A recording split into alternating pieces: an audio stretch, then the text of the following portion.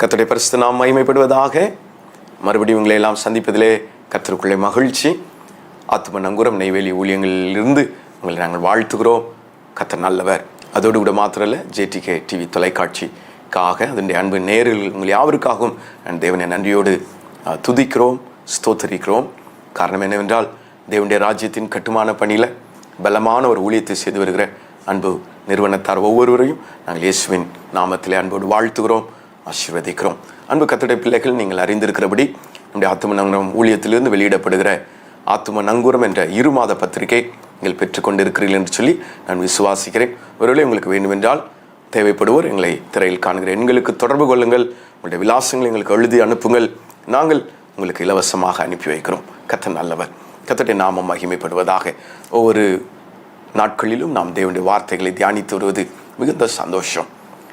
அதிலும் நாம் கர்த்தருடைய பிள்ளைகளாக இணைந்திருப்பது மிகுந்த சந்தோஷம். பாருங்களேன், இந்த வாழ்விலே, இந்த உலக வாழ்விலே ஒரு அற்புதம் என்ன அப்படின்னா, நாம் கர்த்தருடைய பிள்ளைகளாக இருப்பது. ரட்சிக்கப்பட்ட ஜனமே, உனக்கு ஒப்பானவன் யார்? கர்த்தரை தெய்வமாக கொண்ட ஜன பாக்கியம் உள்ளது. இவ்விதமான சீரை பெற்ற வேற பெரிய ஜாதி அது. கிறிஸ்தவம் ரொம்ப அற்புதமானது பிரதர். கிறிஸ்தவம் ரொம்ப அற்புதமானது சிஸ்டர். உலகம் சொல்லுவாங்கல்ல, எல்லா மார்க்கத்தை போல இது ஒரு மார்க்கம் இல்லைங்க.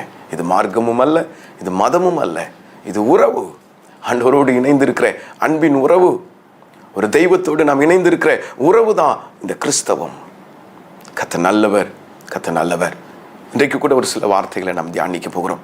இந்த பரிசுத்த வேதாகமத்திலே இயேசு கிறிஸ்துவுடைய அநேக வரலாற்று சம்பவங்கள் பதிவு செய்யப்பட்டிருக்கும். புதிய ஏற்பாட்டில் இயேசுபாவுடைய ஊழியங்களை, நம்ம பலமான ஊழியங்களை பார்க்க முடியும். ஆனால் இயேசு கிறிஸ்துவான வாழ்ந்த நாட்களிலே அற்புதங்களையும் அதிசயங்களையும் செய்து வந்தாங்கன்னு நமக்கு தெரியும். நம்முடைய பரிசுத்த வேதாகமத்திலே 37 அற்புதங்கள் பதிவு செய்யப்பட்டிருக்கு. ஆனால் பதிவு செய்யப்படாத அற்புதங்கள் அநேகம் உண்டு. அவைகள் குறித்து யோவான் சொல்கிறார், அவைகளை எழுத வேண்டுமானால் உலகம் கொள்ளாது. மரங்களை எல்லாம் பேனாவாக்கினாலும் சரி, ஆகாயத்தை நாம் பேப்பராக மாற்றினாலும் சரி, கிறிஸ்துவின் அற்புதங்களையும் அடையாளங்களை நாம் விவரிக்க முடியாது. அவ்வளவு மகிமையின் தேவன், அவ்வளவு சர்வ வல்லமை உள்ள தேவன். எழுதப்பட்ட இந்த அற்புதங்களிலே, பதிவு செய்யப்பட்ட அற்புதங்களை நாம் பல வேதங்களில் தியானித்திருக்கிறோம். பல நேரங்களில் நாம் தியானித்து பேசியிருக்கிறோம். பல நேரங்களில் நாம் கவனித்திருக்கிறோம். அவ்வளவு அழகானவைகள். ஆனால் இன்னைக்கு நம்ம பார்க்க போகிறது இயேசுவின் அற்புதங்களை அல்ல, அவருடைய உணர்வுகளை. இயேசு கிறிஸ்துவின் உணர்வுகளை நாம் கொஞ்சம் பார்க்கலாம். அநேக உணர்வுகள் அவர் வெளிப்படுத்தி இருந்தார். அவர் தேவனுடைய குமாரன், அவர் மனுஷகுமாரனாய் நம்மை போல உணர்வுகளோடு இயேசு நம்முடைய ஊழியத்தை செய்து வந்தார் என்று சொல்லி நாம் அறிய முடியும். ஒரு சில காரியங்களை நான் உங்களோடு பகிர்ந்து கொள்கிறேன். பாருங்களேன். முதலாவதாக நாம் பார்க்கிறோம், மத்தேயு எழுதின சுவிசேஷம் 8வது அதிகாரம் 10வது வசனம். இங்கே நாம் இயேசுவின் உணர்வுகள் ஒன்றை நாம் பார்க்கலாம். இயேசு இதை கேட்டு ஆச்சரியப்பட்டு தமக்கு பின் செல்கிறவர்களை நோக்கி, இஸ்ரவேலருக்குள்ளும் நான் இப்படிப்பட்ட விசுவாசத்தை காணவில்லை என்று மெய்யாகவே உங்களுக்கு சொல்கிறேன் என்றார்.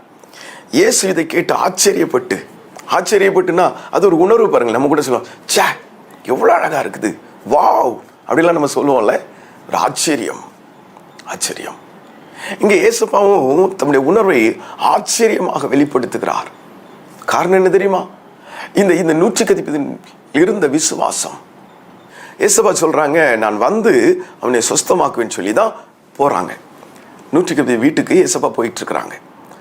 இயேசுப்பா வீட்டுக்கு போகிறதுக்கு முன்பதாகவே 110 ஓடிய வருகிறான். ஆண்டவரே, நீர் என் வீட்டிற்குள் வருகிறதற்கு நான் எந்த விதத்திலும் பாத்திரவான் அல்ல. நீர் ஒரு வார்த்தை சொன்னால் போதும், என் வேலைக்காரன் சொஸ்தமாகி விடுவான் என்று சொல்லுகிறான். அதோடு மாத்திரல்ல, நான் ஒரு அதிகாரத்தில் இருக்கிறேன். நான் ஒருவனை வா என்றால் வருகிறான், போ என்றால் போகிறான். என்னுடைய அதிகாரத்துக்கு கீழ்ப்படியவர்கள் இருப்பானால் நீர் சர்வ வல்லமையுள்ள தேவன், நீர் அண்ட சராசரனை சிருஷ்டித்த சர்வ வல்லமையுள்ள தேவன், நீர் எத்தனை அதிகாரங்களை உடையவர், நீர் ஒரு வார்த்தை சொன்னால் போதும் என்று சொல்லி அவன் சொல்லி விடுகிறான். இயேசுவுக்கு பயங்கர சந்தோஷம், இயேசுவுக்கு பயங்கர ஆச்சரியம். எவ்வளவு அழகான வார்த்தைகள் பாருங்க. காரணம் என்ன? அவன் ஒரு இஸ்ரவேலனும் அல்ல, 100க்கு அதிபதி, புற தேசத்தை சேர்ந்த ஒரு 100க்கு அதிபதி. அவனுக்குள்ளிருந்து புறப்பட்டு வந்த இந்த விசுவாசத்தை அவர் இஸ்ரவேலருக்குள்ளும் பார்த்ததில்லை என்று சொல்லி ஆச்சரியப்படுகிறார். காரணம், இன்னும் அதன் ஆழங்களை நாம் உற்று நோக்கினோமானால் யோவான் எழுதின சுவிசேஷம் 5ஆம் அதிகாரம் 19ஆம் வசனத்திலே இப்படியாக சொல்லப்பட்டிருக்கிறது. நான் வாசிக்கிறேன் பாருங்கள். அப்பொழுது இயேசு அவர்களை நோக்கி, மெய்யாகவே மெய்யாகவே நான் உங்களுக்கு சொல்லுகிறேன், பிதாவானவர் செய்ய குமாரன் காண்கிறது எதுவோ அதை என்று வேறொன்றையும் தாமாக செய்ய மாட்டார். அவர் எவைகளை செய்கிறாரோ அவைகளையே குமாரனும் அந்தபடியே செய்கிறார். அப்படியானால் பிதா செய்ய காண்கிறது எதுவோ அதை என்று குமாரன் தாமாக எதுவும் செய்ய மாட்டார். இயேசு ரா முழுவதும் ஜெபிப்பார். இயேசு அதிகாலையில் எழுந்து ஜெபிப்பார். இயேசு சாயங்காலமான போது ஜெபிப்பார். இயேசு விடியற்காலமான போது ஜெபித்தார். என்ன, பிதாவோடு பேசிட்டு இருப்பாங்க. பிதாவும் இயேசுவும் பேசிக்கிட்டே இருப்பாங்க. அப்போ பிதா செய்ய நிறைய காரியங்களை இயேசப்பா காண்பாங்க. இன்றைக்கு இங்கே போக வேண்டும், இங்கே இந்த அற்புதத்தை செய்ய வேண்டும், இந்த ஜனங்களை சந்திக்க வேண்டும். இன்றைக்கு பரிசேயர்கள் வருவாங்க, இன்றைக்கு சதுசேயர்கள் வருவாங்க, இன்றைக்கு நியாயசாஸ்திரிகள் வருவாங்க. எல்லாத்தையும் கர்த்தர் இயேசப்பாட்ட சொல்லிடுவாங்க. பிதா செய்து எல்லாவற்றையும் இயேசப்பா பார்த்துருவாங்க. அதுதான் அந்த பரலோகத்தின் ஸ்கெடியூல்ஸ். இயேசப்பாவும் பிதாவும் எல்லாத்தையும் ப்ரோக்ராம் பண்ணி வச்சிருப்பாங்க. ஆஸ் பர் அந்த பரலோகத்துடைய நிகழ்ச்சி நிரல்படி இயேசப்பா சொல்றாங்க, நான் வந்து உன்னுடைய வேலைக்காரனை சொஸ்தமாக்குவேன்னு சொல்றாங்க. ஆனால் அதற்கு முன்பதாகவே இந்த 100 ஓடிய வந்த ஆண்டவரே ஆண்டவரே, நீர் என் வீட்டிற்குள் வருவதற்கு நான் பாத்திரவான் அல்ல, ஒரு வார்த்தை சொல்லும் போதும் சொல்லி அவனுடைய அந்த விசுவாசம் கர்த்தரை ஆச்சரியப்பட வைத்து விட்டது. பரலோகத்தின் நிகழ்ச்சி நிரலையை மாற்றிவிட்ட விசுவாசம். ஹல்லேலூயா! இப்படிப்பட்ட விசுவாசத்தை தான் இன்னைக்கு கர்த்தர் எதிர்பார்க்கிறாங்க சிஸ்டர். இப்படிப்பட்ட விசுவாசத்தை தான் இன்னைக்கு கர்த்தர் எதிர்பார்க்கிறாங்க பிரதர். பரலோகத்தை அசைத்து விட்ட அந்த விசுவாசம் எவ்வளவு ஆழமானது, எவ்வளவு பலமானது பாருங்களேன். கர்த்தர் இயேசப்பாட்ட சொன்னதுபடி வீட்டுக்கு போக வேண்டும், அந்த வேலைக்காரனை தொட்டு சொஸ்தமாக்க வேண்டும். ஆனா அதற்கு முன்பதாக இந்த விசுவாசம் முந்திக் கொள்ளுகிறது. இயேசப்பாவுக்கு மிகுந்த ஆச்சரியம். இன்றைக்கும் கூட கர்த்தர் நம்மிடத்தில் எதிர்பார்க்கிறார். இப்படிப்பட்ட பலமான விசுவாசம் நம்மிடத்தில் இருக்கிறதா? இப்படிப்பட்ட பலமான ஒரு விசுவாசம் நம்மிடத்தில் இருக்கிறதா? கர்த்தர் எதிர்பார்க்கிறாங்க சிஸ்டர். விசுவாசத்தினால் வராத யாவும் பாவமே, உங்கள் விசுவாசமே உலகத்தை ஜெயிக்கிற ஜெயம். விசுவாசத்தினால் நீதிமான் பிழைப்பான், விசுவாசித்தவர்களே பாக்கியவதி என்று சொல்லி நாம் பார்க்கிறோம். ஒரு விசுவாசம் உள்ள ஒரு நகர்வுக்குள்ள கர்த்தர் நம்ம எதிர்பார்க்கிறார். கர்த்தரை வார்த்தை சொல்லுகிறது. மார்க் எழுதின சுவிசேஷம் 9ஆம் அதிகாரம் 24வது வசனம். அந்த அசுத்தாவினால் பீடிக்கப்பட்டிருந்த அந்த இளைஞனுடைய தகப்பன் கர்த்தரை நோக்கி கண்ணீரோடு சத்தமிட்டு சொல்கிறான், ஆண்டவரே, நான் விசுவாசிக்கிறேன், ஆனாலும் என் அவிசுவாசம் நீங்கும்படி எனக்கு உதவி செய்தலும் என்று சொல்லி மிகுந்த கண்ணீரோடு சத்தமிட்டு சொன்னானா. நிறைய நேரம் நம்மளும் அப்படி சொல்லணும். அவிசுவாசம் பெருகி போச்சு, அவிசுவாசம் நிறைய நேரத்தில் நமக்கு மேலோங்கி போச்சு. சூழ்நிலைகளை பார்த்து, அனுபவங்களை பார்த்து, எதிராக இருப்பவர்களை பார்த்து நமக்கு விசுவாசம் தேய்ந்து போனது போல இருக்கலாம். இல்லை என்றால் நம்முடைய விசுவாசம் கரைந்து போனது போல இருக்கலாம். இல்லை பிரதர், இல்லை சிஸ்டர், ஒரு பலமான விசுவாசத்தை இன்று கர்த்தர் எதிர்பார்க்கிறார். இயேசுவை ஆச்சரியப்பட வைத்து விட்ட விசுவாசம் நம்மிடத்தில் வெளிப்படுகிறதா? நம்மிடத்தில் வெளிப்படுகிறதா? அவர் என்னை கொன்று போட்டாலும் அவர் பேரில் பற்றுதலாயிருப்பேன். நேபுகாத்நேச்சாரே, உமக்கு உத்தரவு சொல்ல வேண்டிய அவசியம் எங்களுக்கு இல்லை. நாங்கள் ஆராதிக்கிறவர் எங்களை தப்புவிக்க வல்லவராயிருக்கிறார். தப்புவிக்காமற் போனாலும் சரி, உமக்கு உத்தரவு சொல்ல அவசியம் இல்லை. விசுவாசம் பிரதர், விசுவாசம். பிரச்சனைகளை கண்டு, போராட்டங்களை கண்டு, அனுபவங்களை கண்டு, அவங்க இப்படிதான் சொன்னாங்க, அவங்களுக்கெல்லாம் இப்படிதான் நடந்துதான், அவங்கள இந்த மாதிரி தான் ட்ரீட். நோ நோ, நாம் கர்த்தருடைய பிள்ளைகள். கர்த்தரால் ஆகாத காரியம் ஒன்றுமில்லை. கர்த்தர் நம்மோடு கூட இருந்து செய்கிற காரியம் பயங்கரமாக இருக்கும். அவர் சொல்ல ஆகும், அவர் கட்டளையிட நிற்கும். நம்மை அப்படியே விட்டு விடுகிற தகப்பன் அல்ல. நம்மை சுற்றி நெருங்கி நிற்கிற யாவற்றையும் உதறி தள்ளிவிட்டு ஹல்லேலூயா விசுவாசத்தை துவக்குகிறவரும் விசுவாசத்தை முடிக்கிறவருமாகி அவரை நோக்கி நமக்கு நியமித்திருக்கிற ஓட்டத்திலே பொறுமையோட ஓட கடவுள்னு சொல்லி இருக்குதே. நம்முடைய விசுவாசம் சொல்லுங்க, ஆண்டவர்கிட்ட சொல்லுங்க, நாங்கள் விசுவாசிக்கிறோம்ப்பா, எங்களுடைய அவிசுவாசங்கள் நீங்கி போகட்டும். ஒரு இஸ்ரவேலன் அல்லாத இந்த 100க்கு அதிபதிக்குள்ள இப்படி ஒரு விசுவாசம் செயல்படுமானால், பரலோகத்தை அசைத்து விடுகிற இந்த விசுவாசம் செயல்படுமானால், கர்த்தர் இன்றைக்கு உங்களையும் என்னை எதிர்பார்த்து நிற்கிறார். ஆண்டவரை பார்த்து சொல்லுங்க, நாங்கள் விசுவாசிக்கிறோம்ப்பா. நிறைய நேரம் இது நடக்காது, இது இனிமேல் அவ்வளவுதான் முடிந்து போனதுன்னு சொல்லி நாங்கள் சோர்ந்து போயிட்டோம்ல. லாசருவை உயிரோடு எழுப்புவதற்காக கர்த்தர் அங்கு வந்திருந்த பொழுது மார்த்தாள் அப்படி தான் பேசினாங்க. கல்லறை வாசல்ல ஏசப்பா வந்து நிற்கும் போது கல்லை எடுத்து போடுங்கள் சொன்னது, இல்லை இல்லை மரித்து 4 நாள் ஆயிற்று நாருமே என்றால், இல்லை இது இல்லை, என் தேவனால் எல்லாம் கூடும், அவர் சொல்லாகும் ஒரு கட்டளை நிற்கும் என்ற ஒரு பலமான விசுவாசத்தை இன்றைக்கு கர்த்தர் எதிர்பார்க்கிறார். அது இயேசுவை ஆச்சரியப்பட வைக்கிறது. அவருடைய உணர்வுகளோடு கலந்து விட்ட இந்த விசுவாசத்தை பார்த்தீங்களா? அவருடைய உணர்வுகளோடு கலந்து விட்ட இந்த விசுவாசத்தின் மேன்மையை பார்த்தீங்களா? இன்னைக்கு சொல்லுங்க, நிறைய நேரம் நம்ம விசுவாசம் இல்லாததுனால நம்ம இழந்தது போனது தான் அதிகம். நம்ம விசுவாசம் சோர்ந்து போனதுனால நம்ம இழந்து போனது தான் அதிகம். அன்றைட்டு சொல்லுங்க, நான் விசுவாசிக்கிறேன்ப்பா, நான் விசுவாசிக்கிறேன். ஏசப்பா ஆச்சரியப்பட்டாங்க. இங்கே நாம் பார்க்கிறோம் இந்த 100 விசுவாசத்தை கண்டு. இன்னொரு இடத்துல ஏசப்பா ஆச்சரியப்படுறாங்க, அதையும் பார்த்து விடுவோம். அந்த வார்த்தைகளை கூட இன்னைக்கு நம்ம தியானிப்போமே. மார்க் எழுதின சுவிசேஷம் 6ஆம் அதிகாரம் 6வது வசனத்தை பார்ப்போமா? மார்க் எழுதின சுவிசேஷம் 6ஆம் அதிகாரம் 6வது வசனத்தை பாருங்க. அவர்களுடைய அவிசுவாசத்தை குறித்து ஆச்சரியப்பட்டு கிராமங்களிலே சுற்றி திரிந்து உபதேசம் பண்ணினார். இங்கே நாம் பார்க்கிறோம் அவளுடைய அவிசுவாசத்தை குறித்து. அங்கே நாம் பார்த்தோம் அவனுடைய விசுவாசத்தை குறித்து. இங்கே அவர்களுடைய அவிசுவாசத்தை குறித்து. எங்கே? தாம் வளர்ந்த சொந்த ஊர்ல. இங்க பாருங்களேன், 1வது வசனத்தை பாருங்க. மார்க் எழுதின சுவிசேஷம் 6ஆம் அதிகாரம் 1வது வசனம். அவர் அவிடம் விட்டு புறப்பட்டு தாம் வளர்ந்த ஊருக்கு வந்தார், அவருடைய சீஷரும் அவரோடு கூட வந்தார்கள். 4வது வசனம் 5வது வசனங்கள்ல நம்ம பார்க்க முடியும். 5வது வசனத்துல, அங்கே அவர் சில நோயாளிகள் மேல் கைகளை வைத்து அவளை குணமாக்கினதை என்று வேறொரு அற்புதம் செய்ய கூடாமல் அவருடைய அவிசுவாசத்தை குறித்து ஆச்சரியப்பட்டு, இவன் தச்சன் அல்லவா? அந்த 3வது வசனத்தை பாருங்களேன். இவன் தச்சன் அல்லவா? மரியாளுடைய குமாரன் அல்லவா? யாக்கோபு, யோசே, யூதா, சீமோன் என்பவர்களுக்கு சகோதரன் அல்லவா? இவன் சகோதரிகளும் இங்கே நம்மிடத்தில் இருக்கிறார்கள் அல்லவா என்று சொல்லி அவரை குறித்து இடரல் அடைந்தார்கள். இயேசு அவர்களை நோக்கி, தீர்க்கதரிசி ஒருவன் தன் ஊரிலும் தன் இனத்திலும் தன் வீட்டிலும் என்று வேறெங்கும் கனவீனம் அடையான் என்றார். சொந்த ஊர்ல ஒரு பலமான ஊழியத்தை செய்வதற்கு இயேசு கிறிஸ்துவானவர் வந்து நின்ற பொழுது அவரை குறித்து அலட்சியமாக அவிசுவாசத்தோடு ஜனங்கள் மூவாகிறத பார்க்கிறோம்.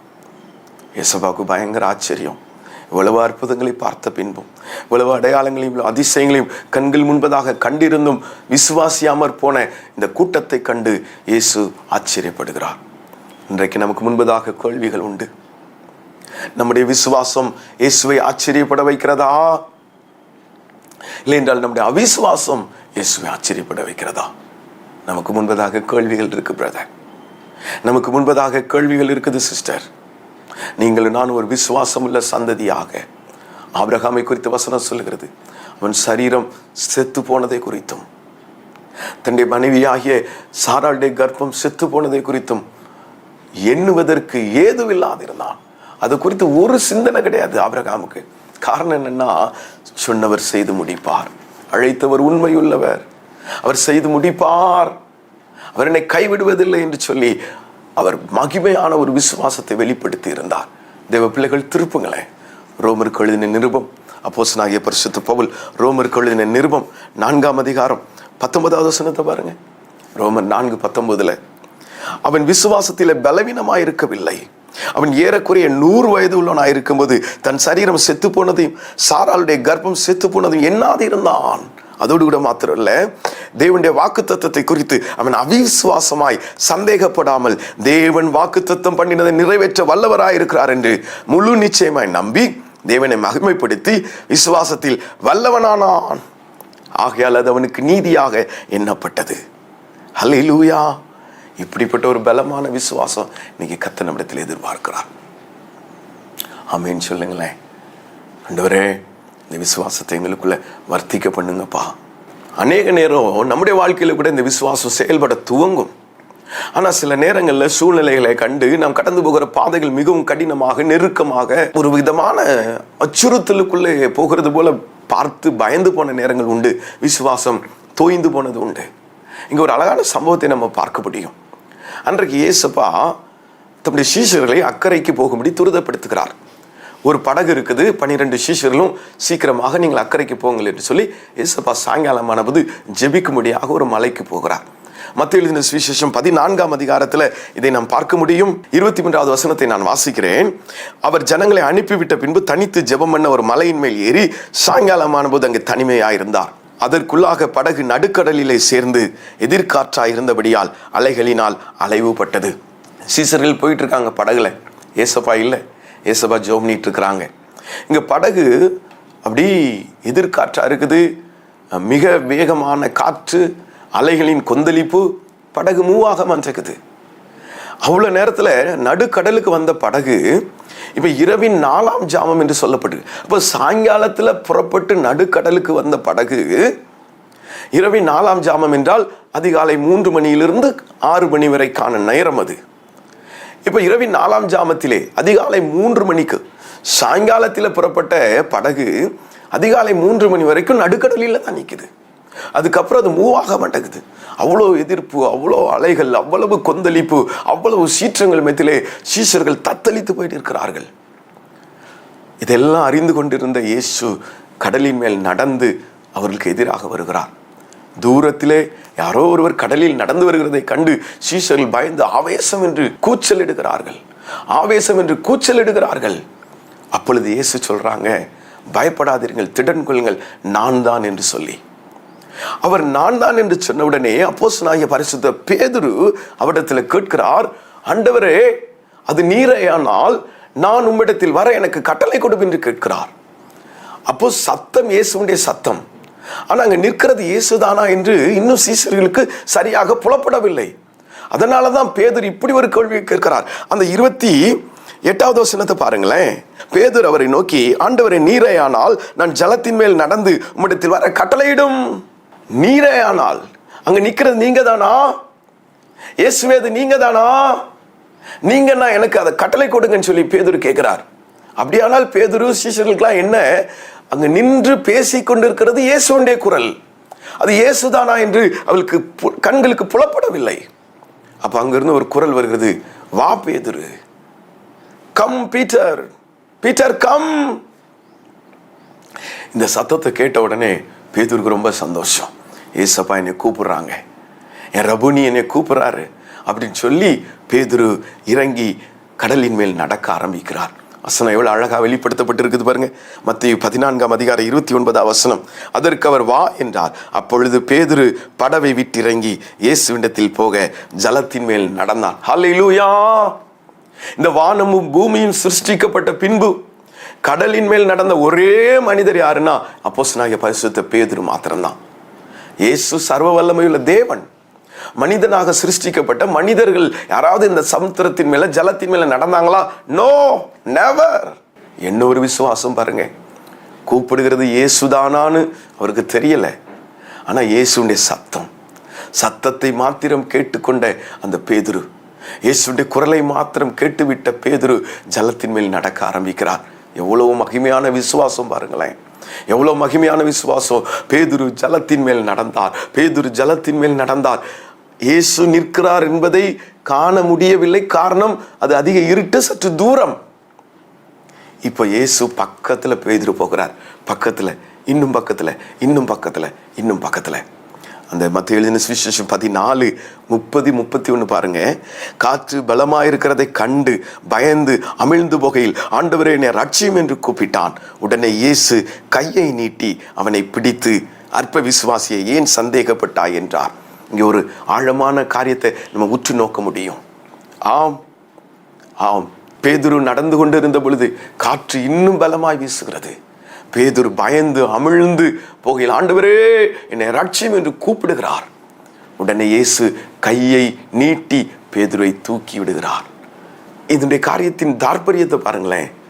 கையை நீட்டினா ஏறக்குறைய 2 அல்லது 3 அடி, இவ்வளவு நீளம்தான். தூரத்தில் இயேசுப்பா நின்றாங்க. அது இயேசுதானா என்று சீஷர்களுக்கு தெரியல. இயேசுவின் சத்தத்தை கேட்டு மாத்திரம்தான் இந்த பயணமே, இந்த புறப்பாடே. இப்பொழுது இயேசுவின் பக்கத்துல வந்துட்டாரு பேதுரு. கை பிடித்து தூக்கிவிடும் தூரத்துல 2 அடி அல்லது 3 அடி தூரத்துல தான் பேதுரு நிற்கிறாரு. ஆனா அதற்குள்ளவே காற்று பலமாயிருக்கிறதை கண்டு பயந்து அமிழ்ந்து போகையில், இயேசு என்று தெரியாத தூரத்தில் இருக்கும்போது தைரியமா நடந்த பேதுரு இயேசுப்பா பக்கத்துல வந்து, வெரி க்ளோஸ் டிஸ்டன்ஸ், ரொம்ப பக்கத்துல வந்து சூழ்நிலையை பார்த்துட்டாரு, காற்றை பார்த்துட்டாரு. காற்று பலமாய் வீசுகிறதை கண்டு, முன்னாடி கர்த்தர் நிற்கிறதை கண்டு அல்ல, காற்று பலமாய் வீசுகிறதை கண்டு பயந்து அமிழ்ந்து போய் இல்லை இல்லை. அப்ப அந்த அப்பா கேட்கிறாங்க, அற்ப விசுவாசியே ஏன் சந்தேகப்பட்டாய்? இவ்வளவு தூரம் நீ நடந்து வந்தல்ல, பிரச்சனைகள், போராட்டங்கள், கண்ணீர்கள், அவமானங்கள், ஏளனங்கள், ஏமாற்றங்கள், மோசடிகள் மத்தியில இவ்வளவு தூரம் தைரியமா நின்னீங்களே, இப்ப ஏன் விழுந்து போனாய்? அதுவும் இயேசுப்பா பக்கத்துல வந்தவர். பிரச்சனையை இயேசு சுகமாக்கி விடுவார், பிரச்சனையை இயேசு நீக்கி விடுவார், பிரச்சனையின் காரியங்கள் எல்லாம் முற்றுமுடிய அகன்று போக போகிறது என்று எல்லாம் முடிய போற நேரத்துல பயந்து போன பேதுரு. நம்ம கூட அப்படிதானே நிறைய நேரத்துல எவ்வளோ நாள் தாக்கு பிடிச்சிட்டீங்களா சிஸ்டர்? எத்தனை அவமானங்கள், எத்தனை இழப்புகள், எத்தனை கண்ணீர்கள், எவ்வளவு ஏளனங்கள் கடந்து வந்தோம், எவ்வளவு ஏமாற்றங்கள், எவ்வளவு வஞ்சகங்கள், எவ்வளவு மோசடிகள். பிரதர், தைரியமா இருந்தீங்கல்ல, இப்ப ஏன் சோர்ந்து போனீங்க? இப்ப ஏன் பயந்து போனீங்க? சுற்றி அடிக்கிற காற்றுகளை பார்க்கலும் எனக்கு முன்பதாக நிற்கிற என் தேவன் பெரியவர். சுற்றி சுழன்றடிக்கிற எதிர்காற்றை பார்க்கலும் என் எதிரே நிற்கிற என் கர்த்தர் பெரியவர். சர்வ வல்லமை உள்ள தேவனே, காற்றுகளை பார்க்கலும் காற்றை உருவாக்கின கர்த்தர் சர்வ வல்லமை உள்ளவர். கடலை பார்க்கலும் கடல் கொந்தளிப்பை பார்க்கலும் அவற்றை உருவாக்கின என் தேவன் பெரியவர். ஏன் சோர்ந்து போனீங்க? ஏன் சோர்ந்து போனீங்க? இப்ப உங்களுக்குள்ள ஒரு கேள்வி வரலாம், பிரதர், வர சொன்னது கர்த்தர் தானே, கர்த்தர் வர சொல்லி இருந்தா காற்று ஏன் வீசணும்? வீசக்கூடாது இல்ல? காற்று வீசும் சிஸ்டர். என்ன நம்மளை சுத்தி திருடன் இருக்கான். யோவான் 10:10 கர்த்தருடைய வார்த்தை சொல்கிறது, திருடன் திருடவும் கொல்லவும் அழிக்கும் என்று வேறு ஒன்றுக்கும் வரான். பிசாசு அவன் வேலையை ஒழுங்கா செய்வான். நம் இயேசுவோடு இணைவோ, அவருடைய விசுவாசத்தில் பலப்படவோ, கர்த்தருடைய வார்த்தைகளிலே பலப்படவோ, ஜெபிக்கவோ, வேதம் வாசிக்கவோ, தேவனுடைய நியமங்களில் நாம் நிற்கவோ அவன் விரும்புவதில்லை. நம்மை வீழ்த்துவதற்கும், நம்மை அழிப்பதற்கும், நம்மை விழுங்கி விடுவதற்கும் நமக்கு முன்பதாக சுற்றி திரிந்து கொண்டிருக்கிற சத்ருவான் போராடிட்டு தான் இருப்பான். நீங்க என்ன இயேசுகிட்ட போறீங்களா? நீங்க என்ன ஜெபிக்க போறீங்களா? நீங்க என்ன வேதம் வாசிக்க போறீங்களா? இயேசுவை நம்புறீங்களா? அது நடக்காது, அது விளங்காது, அது தேராது என்று சொல்லி நம்மை அவமானப்படுத்தி நம்மை விழுங்கி விடுவதற்கு சிங்கம் போல நின்று கொண்டிருக்கிற சத்ருவானவன் உண்டு. அவன் காற்றின் வேகத்தை அதிகரிக்க தான் செய்வான். நீங்க இயேசுப்பா பக்கத்துல போக போக காற்றின் வேகத்தை அவன் அதிகரிக்க தான் செய்வான். ஆனால் அழைத்தவர் உண்மையுள்ளவர். என்னை அழைத்தவர் உண்மையுள்ளவர். வா பேதுரு என்று சொன்ன கர்த்தர் உண்மையுள்ளவர். காற்று பலமாயிருக்கிறதை கண்டு பயந்து அழிந்து போகிறதற்காக நாம் கரண் பிடிக்கப்படவில்லை. சொல்லுங்க, அற்ப விசுவாசி ஏன் சந்தேகப்பட்டாய்? இயேசுவா பேதுரு தூக்கிட்டு ஓகே பேதுருன்னு சொல்லி பேதுருவை கூட்டிட்டு வராங்க. இப்ப எல்லாரும் படகுல இருக்கிறாங்க. பேதுருவும் இயேசுவும் கடல் மேல் நடந்து படகிலே வந்து இணைந்து கொள்கிறார்கள். ஒருவேளை மற்றவங்களுக்கெல்லாம் தெரியும், எதுக்கு இது பேதுரு தேவையில்லாத வேலை இறங்கி நடந்து போய் மாட்டிக்கிட்டாரு பாருன்னு சொல்லியிருக்கலாம். ஆனால் அது அல்ல ரகசியம். இந்த உலகத்திலேயே இத்தனை வருட வரலாற்று சம்பவங்களிலேயே கடல் மேல் நடந்த ஒரே மனிதர் பேதுரு தான். ஆமேன்னு சொல்லுங்களேன். எத்தனை பிரச்சனை வந்தாலும் சமாளிச்சிடலாம் சிஸ்டர். எவ்வளோ போராட்டங்கள் வந்தாலும் தாங்கிக்கலாம் பிரதர். அழைத்தவர் உண்மை உள்ளவர். அவர் அழைத்த அழைப்பும் கிருபாவரங்களும் மாறாதவைகளே. இன்னைக்கு ஒரு விசுவாசம், ஆச்சரியப்பட வைக்க விசுவாசம், இயேசுவை ஆச்சரியப்பட வைத்து விடுகிற விசுவாசத்தை இன்னைக்கு கர்த்தர் எதிர்பார்க்கிறார். சொல்லுங்க, ஆண்டவர்கிட்ட சொல்லுங்க, நான் உங்களை ரொம்ப நேசிக்கிறேன்ப்பா. நிறைய நேரம் விசுவாசம் இல்லாம நடக்காது, விசுவாசம் இல்லாம இது ஆகாதுன்னு நான் உட்கார்ந்துட்டு இருந்தது தான் அதிகம். இன்னைக்கு என் விசுவாசத்தை பெருக பண்ணுங்கப்பா, என் விசுவாசத்தை வர்த்திக்க பண்ணுங்க ஆண்டவரே. நான் விசுவாசிக்கிறேன், ஆனாலும் என் அவிசுவாசம் நீங்கும்படி எனக்கு உதவி செய்யும். சொல்லுங்க, அந்த தகப்பனை போல. பேதுருவை குறித்து இயேசுவுக்கு அவ்வளோ சந்தோஷம் பாருங்க. இந்த ஜலத்தின் மேல் நடந்து வந்த பேதுரு. பிசாசு எப்பொழுதும் நமக்கு பிரச்சனைகளை கொண்டு வருகிறதுக்கு ஆயத்தமா தான் இருப்பான். சத்ருவானவன் போராடிக்கிட்டு தான் இருப்பான். சூழ்நிலைகள் நமக்கு எதிராக தான் இருக்கும். நம்ம நல்லா இருக்கிறோம், எனக்கு ஒரு பிரச்சனை இல்லைன்னு நீங்க சொன்னீங்கன்னா பிரச்சனையில இருக்கீங்கன்னு அர்த்தம். கிறிஸ்தவத்துல உலகத்துல உபத்திரம் உண்டு, போராட்டம் உண்டு, பிரச்சனைகள் உண்டு. அதன் மத்தியில கர்த்தர் நம்ம கூட இருப்பாங்க பாருங்க, அதுதான் அழகு. சூப்பர். சொல்லுங்க, யாராவது உங்களை பார்த்து ஒரு பிரச்சனை இல்லை நான் நல்லா இருக்கேன் அப்படின்னா பிரச்சனையில இருக்காங்கன்னு அர்த்தம். ஏன் தெரியுமா? கர்த்தருடைய பிள்ளைகளுக்கு உபத்திரவம் உண்டு, அதன் மேத்திலே கர்த்தர் நம்மோடு கூட உண்டு. அதை தாங்கி நடத்துவதற்கு அவர் தருகிற விசுவாசம் நமக்கு உண்டு. ஆண்டவரை ஆச்சரியப்பட வச்சிருவோம், அவருடைய உணர்வுகளோடு கலந்து விடுவோம். தாவீது சொல்றாங்க, ஆண்டவரே என்னை உணர்வுள்ளவன் ஆக்கும், என்னை உணர்வுள்ளவன் ஆக்கும். நம்ம அந்த உணர்வுகளோடு இணைஞ்சிருவோமா? என் இயேசுவை ஆச்சரியப்படத்தக்கதாக என் பிள்ளையை நான் மீட்டெடுத்தேன், என்னுடைய இரத்தத்தினால என் மகனை என் மகளை நான் மீட்டெடுத்தேன். அவளுக்குள்ள எத்தனை ஒரு விசுவாசம், என்ன ஒரு அன்பு என்று சொல்லி நம்மை குறித்து பரலோகம் ஆச்சரியப்படணும்ல. நீங்க சொல்லுங்க, நம்ம அவிசுவாசத்தை குறித்துல இவ்வளோ நன்மைகள் செய்தோம், இவ்வளோ அற்புதங்களை செய்தோம், இவ்வளோ நாள் கிருபையாய் பாதுகாத்தோம். மரணத்தினின்றும் அழிவினின்றும் கசப்பினின்றும் பொறாமைகளில் நின்றும் எரிச்சல்களில் நின்றும் விபத்துக்களில் நின்றும் வேதனைகளில் நின்றும் ஆண்டவர் நம்மளை பாதுகாத்தாரே. அதெல்லாம் மறந்து போயிட்டீங்களா சிஸ்டர்? உங்களுக்கு விரோதமாக அன்னைக்கு வந்தாங்கல்ல, கர்த்தர் தானே காப்பாற்றினாங்க. கர்த்தர் நம் பக்கத்தில் இராவிட்டால், கர்த்தர் தாமே நம்முடைய பக்கத்தில் இராவிட்டால் நம்மை உயிரோடு விளங்கி இருப்பார்களே. அந்த கண்ணியை தெரிக்க பண்ணின கர்த்தர் நம்முடைய கர்த்தர் அல்லவா? சொல்லுங்க, நான் விசுவாசிக்கிறேன்ப்பா. என்னுடைய விசுவாசம் ஆச்சரியமுள்ள விசுவாசமா இருக்கும். அவர் கொன்று போட்டாலும் அவர் பேரில் பற்றுதலாயிருப்பேன். சத்தத்தை கேட்டு மாத்திரம் நடந்த பேதுரு எவ்வளோ பலமான விசுவாசி பாருங்க. இன்னைக்கு ஆண்டவர்கிட்ட சொல்லுங்க, ஆபிரகாமை போல, ஷாத்ராக் மேஷாக் ஆபேத்நேகோவை போல, ஒரு யோபுவை போல, ஒரு பேதுருவை போல, மகிமையான பாத்திரமான இந்த 100க்கு அதிபதி போல இங்கே இயேசுபாவை ஆச்சரியப்படத்தக்கதான விசுவாசம் வாழ்க்கையில் உண்டாயிருட்டுப்பா. உங்கள் கூடவே இருந்து, உங்கள் கூடவே பழகி, பாரம்பரியமாக உங்களையே நாங்கள் ஃபாலோ பண்ணிட்டு வந்தோம். உங்களை நாங்கள் ஏற்றுக்கொள்ளாமல் போயிட்டோம்ல. சொந்த ஜனத்தில் அவரை ஏற்றுக்கொள்ளலை. அவருடைய அவிசுவாசம் இயேசுவை ஆச்சரியப்பட வைக்குது. ஒரு புறஜாதியான 100க்கு அதிபதியுடைய விசுவாசம் இயேசுவை ஆச்சரியப்பட வைக்கிறது. இப்போ சொல்லுங்க, நம்முடைய அவிசுவாசமா நம்முடைய விசுவாசமா? ஆண்டவர் சமூகத்தில் ஒப்பு கொடுக்கலாமா? அப்படியே கண்களை மூடி ஆண்டவரை நோக்கி பார்க்கலாமா? எங்கள் விசுவாசத்தை பெருக பண்ணுங்கப்பா, எங்கள் விசுவாசத்தை பெருக பண்ணுங்க. நிறைய நேரங்களில் நாங்கள் விசுவாசியாமற் போனது உண்டு ஆண்டவரே. இந்த உலகத்தை பார்த்து, சூழ்நிலைகளை பார்த்து, அனுபவங்களை பார்த்து, சிலருடைய வார்த்தைகளை கேட்டு நாங்கள் விசுவாசியாமற் போனோம் ஆண்டவரே. எங்களுடைய அவிசுவாசங்கள் எழும்பி நின்றது, எங்கள் அவிசுவாசங்கள் மேலெழும்பி நின்றது. எல்லாவற்றையும் மன்னிங்கப்பா. உடைய கிருபையுள்ள இரத்த துளிகளுக்குள்ள ஒப்பு கொடுக்கிறோம். கல்வாரியிலிருந்து சிந்தப்பட்ட அந்த ஜீவனுள்ள இரத்த துளிகள் எங்களை இன்னும் பலமுள்ள, இன்னும் பலமுள்ள, இன்னும் பலமுள்ள விசுவாசமாய் மாற்றிவிடட்டும் ஆண்டவரே. விசுவாசமுள்ளவர்களாய் மாற்றிவிடட்டும். ஆபிரகாமை போல, ஆபிரகாமின் சந்ததியில, ஒரு விசுவாசமுள்ள சந்ததியில நாங்கள் இணைந்து கொள்கிறோம் ஆண்டவரே. இந்த பரிசுத்த நாம மாத்திரம் எங்களிலே பலமாய் செயல்படட்டும். பரலோகத்தை அசைத்து விடுகிற அந்த மகிமையான விசுவாசம், பரலோகத்திலே ஆச்சரியத்தை உண்டாக்கி விடுகிற அந்த மகிமையான ஆசீர்வாதம் எங்களிலே உண்டாயிருக்கட்டும். கர்த்தர் ஆசீர்வதிச்சு தாங்க. எங்களை எங்களுக்கு நான் எல்லாவற்றையும் இரத்தத்தின் கீழே கொண்டு வருகிறோம். கர்த்தர் பெரிய காரியங்களை செய்யும். இயேசு ஆச்சரியப்பட்டார். இயேசுவின் மூலம் பிதாவே, ஆமேன், ஆமேன். கர்த்தர் நல்லவர். கர்த்தர் நம்மோடு கூட இடைப்பட்டிருக்கிறார்.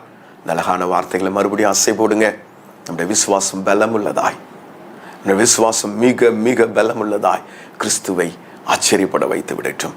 கர்த்தர் நம்மை ஆசீர்வதிப்பாராக. God bless you. God bless you.